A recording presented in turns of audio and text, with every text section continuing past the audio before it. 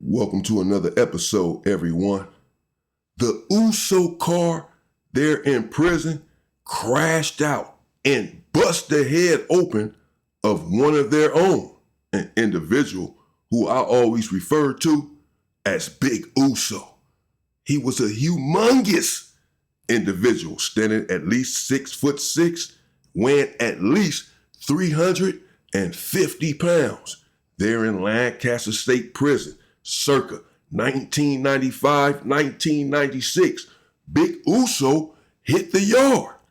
There on the yard already was 4 to 5 Usos. Now, normally the Somoans are not that deep there in prison, but you will hit some yards and you will find some of them there. Most of the time they hang around with the blacks, but they get along with every race. They get along with every car, with every faction. They keep to themselves, they mind their own business, but they take care of business if need be.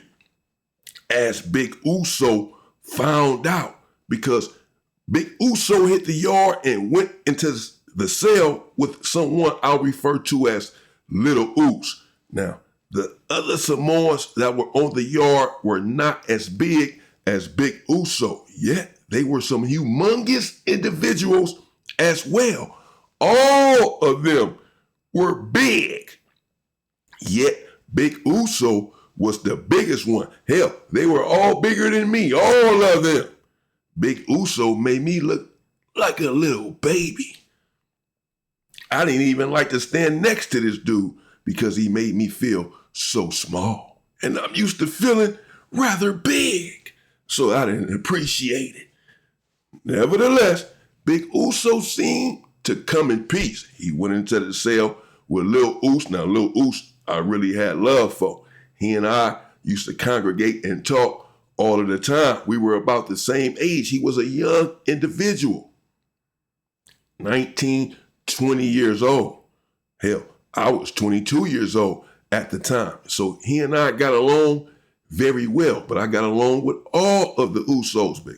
Big Uso, every time I would see him on the yard, I'd just say, "What's up? What's up, Big Uso?" And that's just how I referred to him. That's how I remember him, as Big Uso.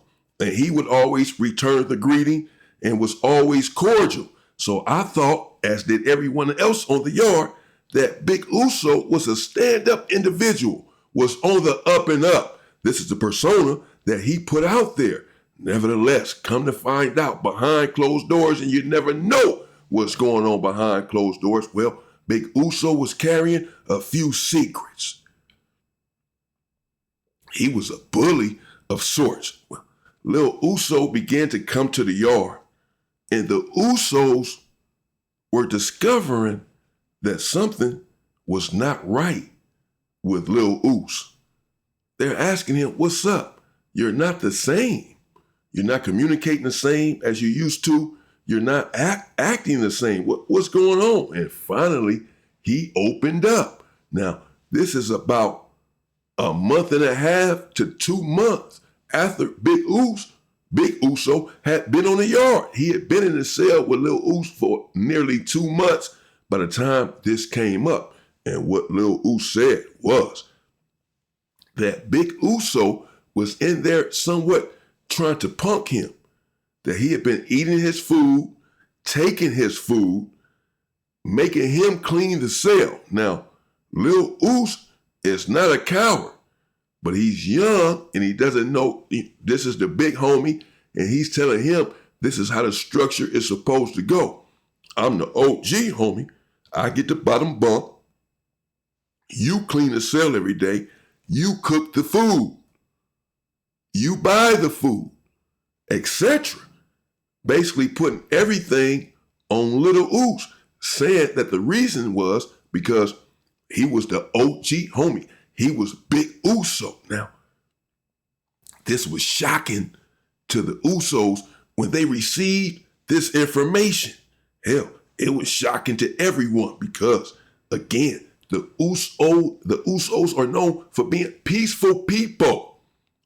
Everyone that I have encountered has come in the form of humbleness. They don't bother anyone and they get along with everyone. However, you do not want to cross them. Like any good man, they have their limits. And they have a structure and a protocol as well that you will be expected to follow. And when they received such dastardly news, well, they were outraged that Big Uso would be in the cell taking advantage of little Us. Without hesitation, they confronted Big Uso. They did not wait right there on the yard. And Lil Us was with them. They confronted him all together, 4 or 5 Usos. And they said, Lil Us, say what you said to us. What's been going on there inside of the cell? He runs it down, understanding that he has protection right there, that they are there to have his back. And they let him know that, man, speak freely. Nothing's going to happen to you, bro. Say what you just told us. He reiterates it all. He lays it out there on the table and lets them know in front of Big Uso that he feels intimidated inside of the cell, that this dude is pushing his weight around because of his size and his stature within their ranks. Big Uso, well, he did not even deny it. What he did do was try to go around it some and say that he was not deliberately trying to intimidate little Us, but he did need to understand that he was the big homie and that what he says goes. Well, the Uso said, well, no, that's not how it goes. Yes, you are the big homie. Yes, you are the OG homie, and we all respect you. But it's a way that you communicate with another man, with another grown man. This is our homie as well. This is our loved one as well.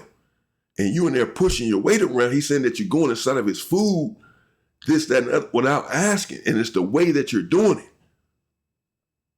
And again, Big Uso, he takes a breath, takes a minute. He ponders all of this, and he stands strong on his stance, which is that he's the OG homie, and that essentially no one is going to tell him what he can and cannot do. Shocking behavior coming from an Uso.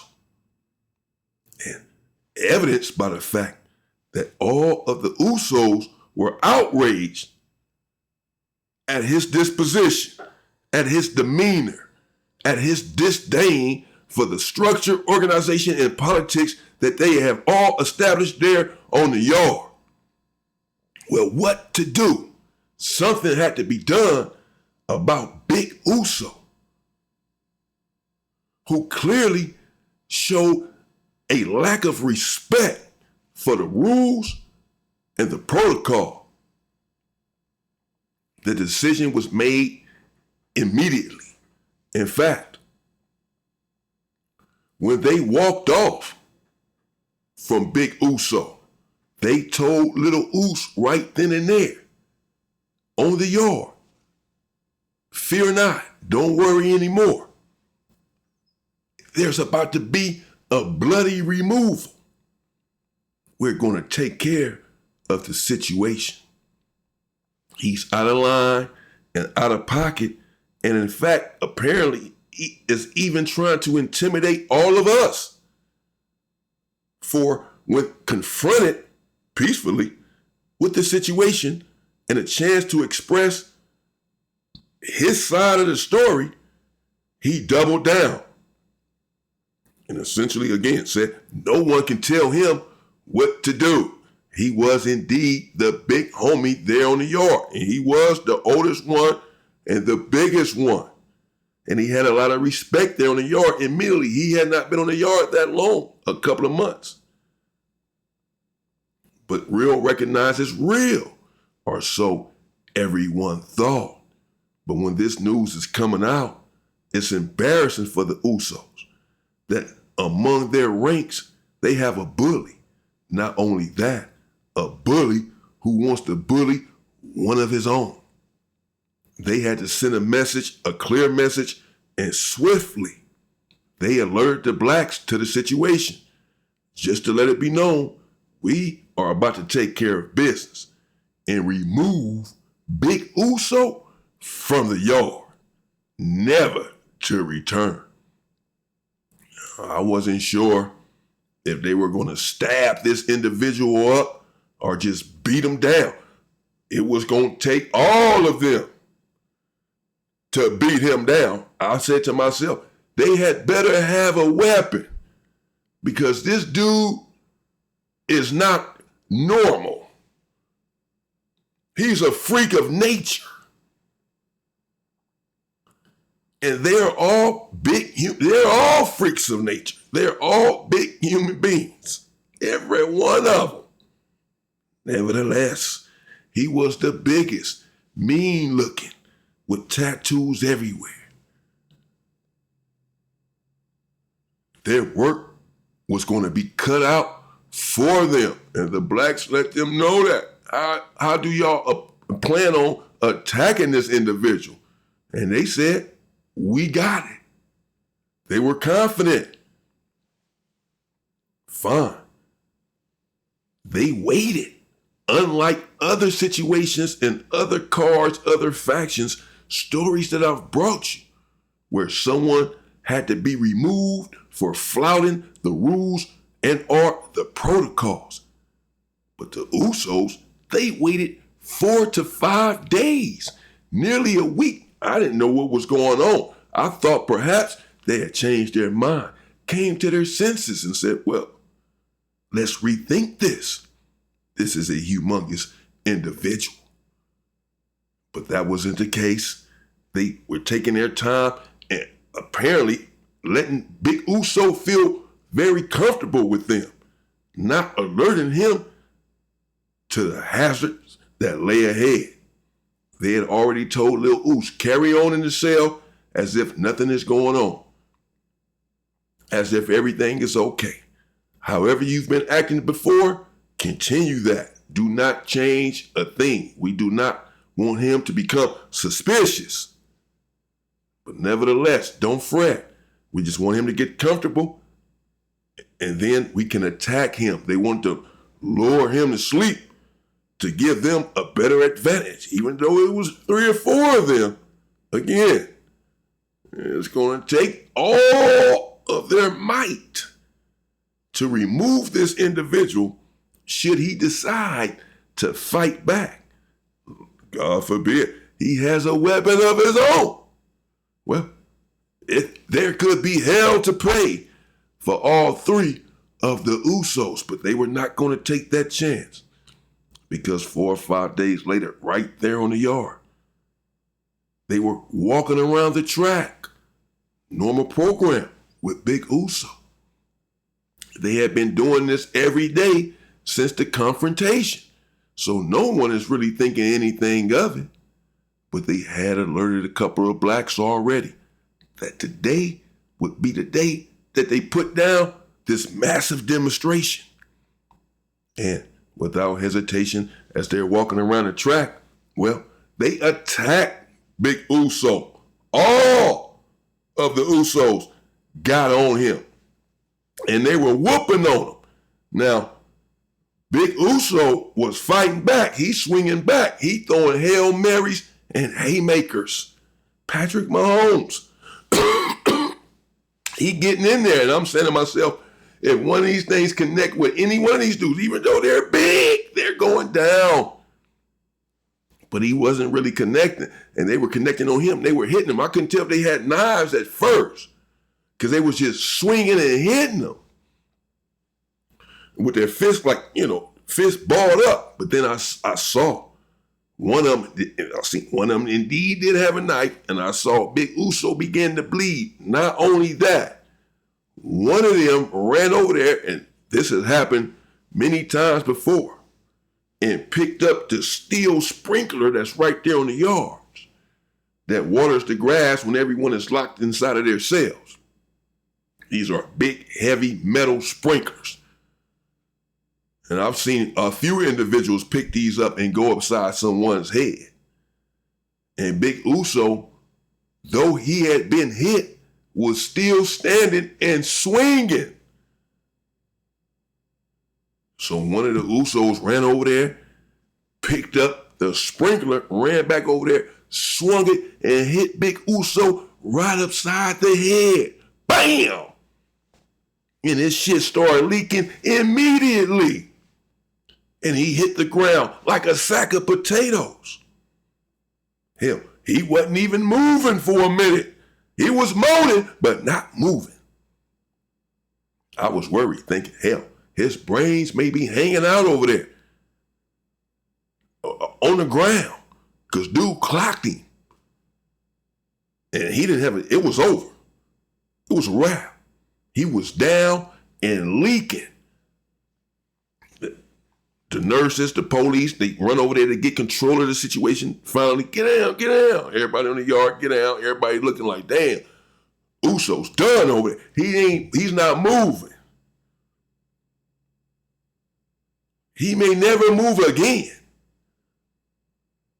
But the nurses run over there and they basically trying to revive this individual, Big Uso, whose life is flashing before him, who's rethinking his whole characteristic, wishing he had never tried to bully this individual and had taken heed when they tried to offer it. He began to move slowly, a finger or two, letting everyone know that he was still alive. They put him on a stretcher and rushed him out of there. And they cuffed up the Usos and got them out of there. But a couple of them ended up coming back to the yard. They really couldn't, only like one of them stabbed him, and one of them went upside his head with the sprinkler. The ones that did that, they didn't come back. But the other ones who was just whooping on him, they ended up coming back to the yard after a few weeks of being in the hole. And that's what happened with Big Uso. He went down like a sack of potatoes for being a bully. Not only being a bully, but trying to bully one of his own. Lil Us, a strong stand-up individual. And yet you want to bully him, your own people.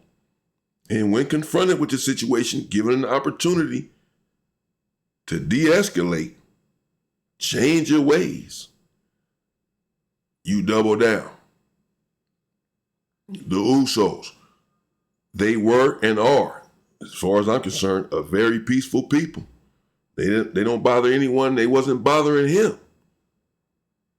But when he went against their structure and their protocol, they did not hesitate, and it got ugly. It reminds me of the old adage, like, never start a fight, but always end it. Never start a fight, but you damn sure better be the one to end it if someone else starts it. Take that with you. Shout out to the Usos, man. They don't play. Stay free, people.